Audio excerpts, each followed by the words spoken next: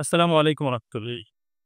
ইসলামী যুব আন্দোলন বাংলাদেশের পক্ষ থেকে সকলকে শুভেচ্ছা জ্ঞাপন করছি। ৮ম হিজরিতে রাসূল করিম সাল্লাল্লাহু আলাইহি সাল্লামের নেতৃত্বে পবিত্র মক্কা নগরী বিজয় লাভিয়েছে। মক্কা বিজয় প্রেক্ষাপটটা যদি আমরা একটু পর্যালোচনা করি, রাসূল করিম সাল্লাল্লাহু আলাইহি সাল্লাম ৬২২ খ্রিস্টাব্দ পর্যন্ত মক্কাতে অবস্থান করছিলেন। ওখান থেকে উনি মদিনায় হিজরত করলেন মক্কাবাসীর অত্যাচারে অতিষ্ঠ হয়ে।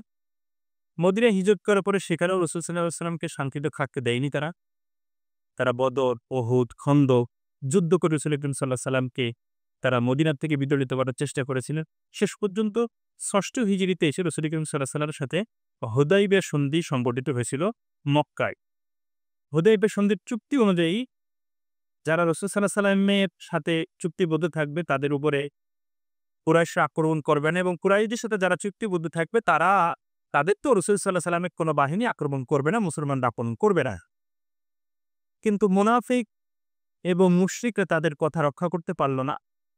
তারা বনি খোজা গোত্রকে তারা আক্রমণ করল এবং তাদের অসংখ্য মানুষকে হত্যা করল, লুটতরাজ করল এবং তারা নামাজরত অবস্থায় ছিল।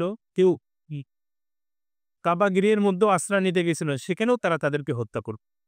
এই খবর যখন রাসূল করিম সাল্লাল্লাহু আলাইহি সাল্লামের নিকট পৌঁছালেন, রাসূল করিম সাল্লাল্লাহু আলাইহি সাল্লাম তখন দূতের মারফতে খবর পাঠালেন কুরাইশ নেতাদের কাছে। ৩ টি প্রস্তাব পাঠালেন।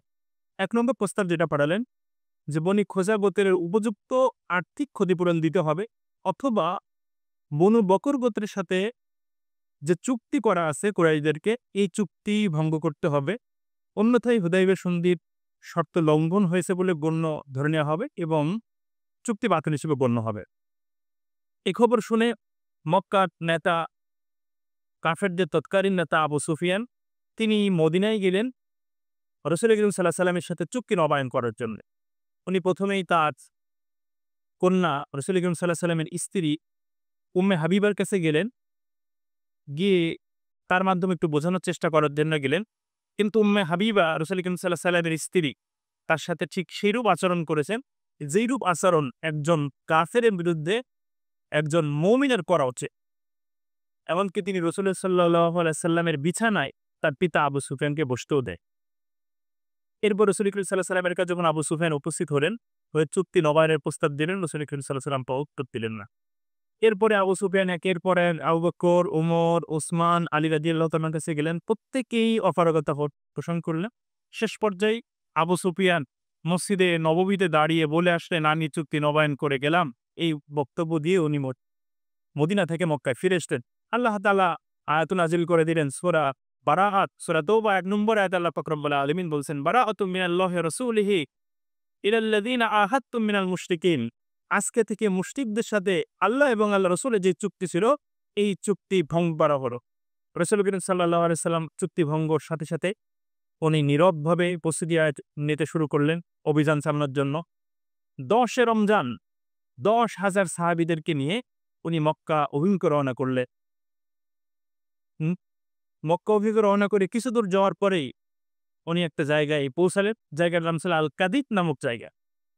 এই কাদিত নামক জায়গায় পৌঁছানোর পর দেখলেন সাহাবায়ে কেরামের অনেকেই রোজা রেখে দুর্বল হয়ে গেছে। উনি সেখানে কাদিব ঝর্ণার নিকট দাঁড়িয়ে পানি নিজেও পান করলেন, সাহাবায়ে কেরামদেরকে বললেন, তোমরাও পানি পান করে রোজা ভঙ্গ করো। কারণ যে আল্লাহ যুদ্ধ ফরজ করেছেন, ওই একই আল্লাহ রোজা ফরজ করেছেন। রোজা তো কাজা করা যাবে, কিন্তু যুদ্ধ তো কাজা করা যাবে না। কিছু কিছু সাহাবীরা তারা চিন্তা করলেন, আমরা রোজাও রাখবো, যুদ্ধও করব।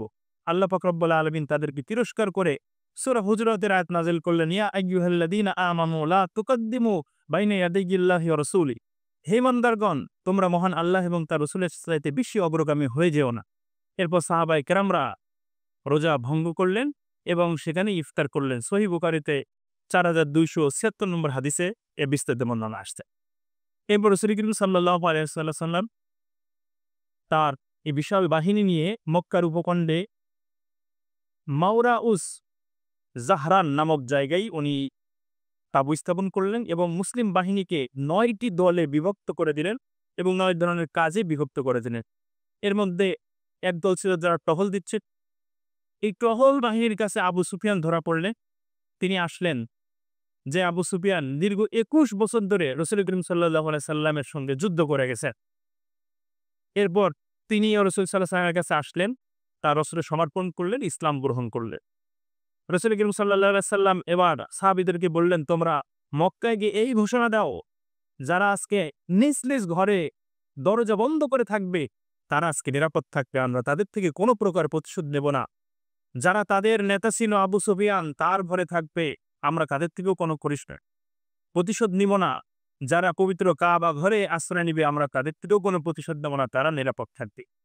এরপর রাসূল করিম সাল্লাল্লাহু আলাইহি সাল্লাম একটি উটে চড়ে মাথা অবনত করে রাসূল করিম সাল্লাল্লাহু আলাইহি সাল্লাম মক্কায় প্রবেশ করলেন এবং পড়তে লাগলেন, ইন্না ফাতাহনা লাকা ফাতহাম মুবিনা।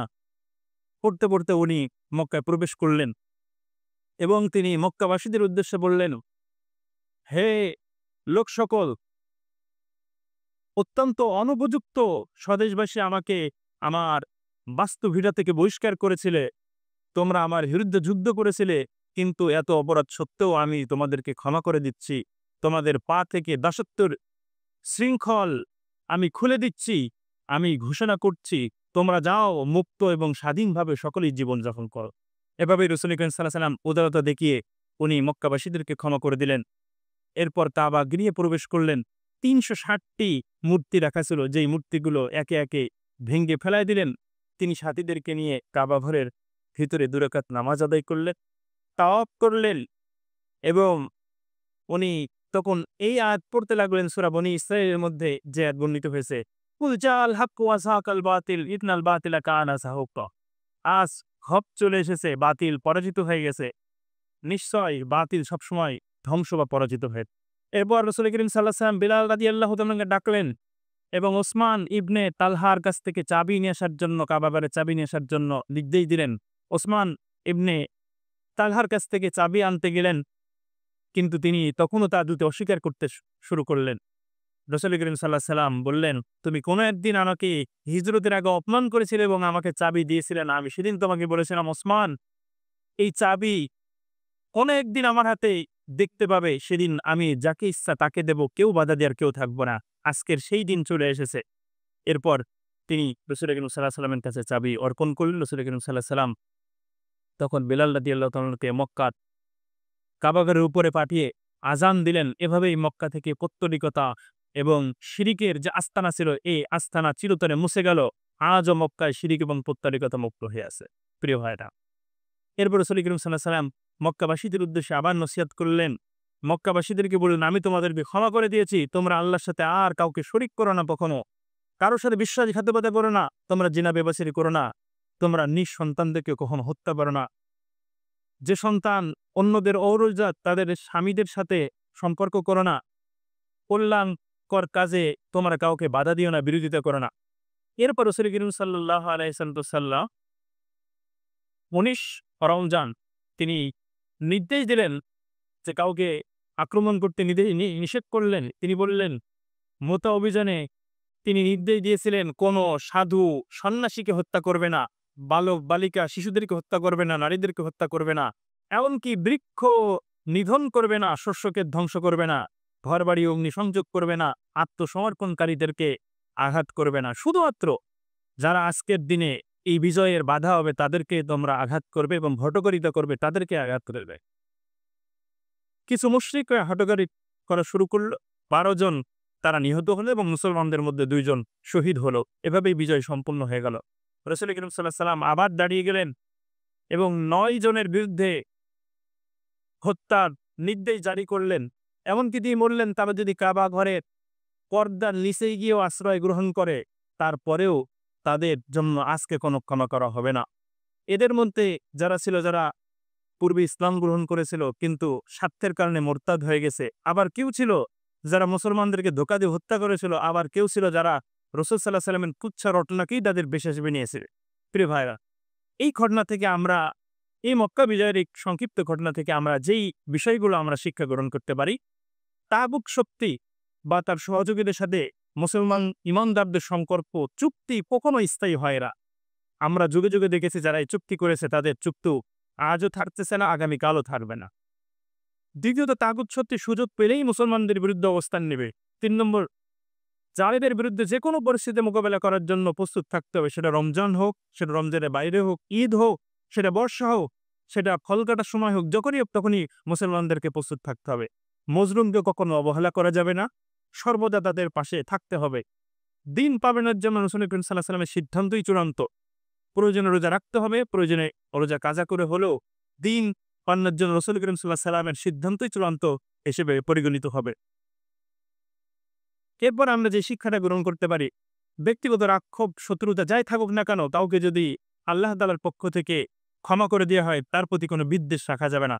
শত্রুর মোকাবেলায় অস্ত্রের চাইতে অনেক সময় ক্ষমাটা বেশি ধারালো হয়ে থাকে। আবার আমাদেরকে শিক্ষাও রাখতে হবে, বেশি উদারতা দেখিয়ে কোনো জালেমকে ক্ষমা করে দেওয়াও এটা কারোর এখতিয়ারের মধ্যে নেই। জালেমকে ক্ষমা করা মানেই মজলুমের উপরে জুলুম করা। প্রিয় ভাইরা, এই কারণে আমরা মক্কা বিজয় থেকে যদি আমরা এই শিক্ষাগুলো গ্রহণ করে আমাদের জীবনকে রাঙাতে পারি এবং আমরাও যদি আমরা সেইভাবে কাজ করতে পারি, আমাদের হাতে এদেশের কল্যাণ বয়ে আসবে, বাংলাদেশ কল্যাণ রাষ্ট্র হবে, বাংলাদেশ ইসলাম হুকুমত আসবে ইনশাআল্লাহ। আল্লাহ তাআলা আমাদেরকে সেই শিক্ষা নিয়ে তৌফিক দান করুন। আমিন।